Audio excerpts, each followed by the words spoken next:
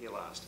Well, I was just told that they just changed it about 3 months ago, the whole new Tennis International Hall of Fame Museum. It's always a pleasure, obviously, as a current player still, to walk through and see all the former legends, the history of tennis, the idols that I had growing up. And, walking through always puts you into a sort of like a thankful, amazing mode, because, it's what I've always dreamt about doing when I was a kid, is to become a tennis professional, and to walk through here and see all the history is very special, and I think it's done extremely nice. Our core mission is to celebrate the legends of the sport and to honor and preserve the history of the sport. To be able to bring future Hall of Famers here at the beginning of their careers, to be able to bring future and potential Hall of Famers towards the end of their careers is really important to me. I think we should be telling the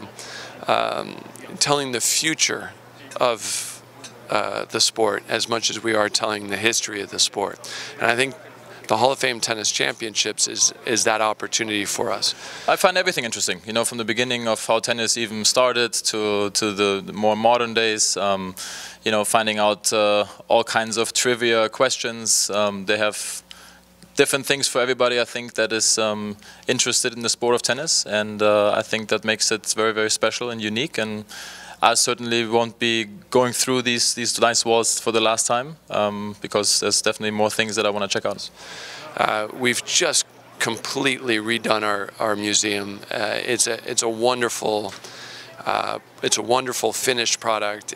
I loved the process to get to where we are, but I'm also really appreciative that all of our players who are here for the tournament have an interest in what that is, and the more we can engage and make sure that the players of today are aware of what happened in the past and of who made those things happen in the past, I believe the better off the sport will be. For us, the most important exhibit, the most moving exhibit for our visitors is the Roger Federer hologram.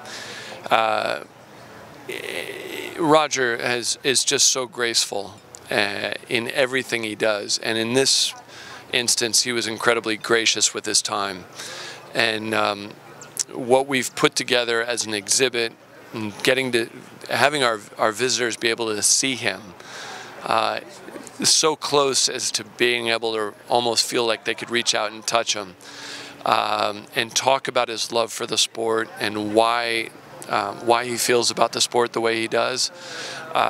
For us, there's nothing more important than that. We have wonderful artifacts. We tell a great story of the history of the sport, but when you're capitalizing, and it really is capitalizing on the greatest legend of our sport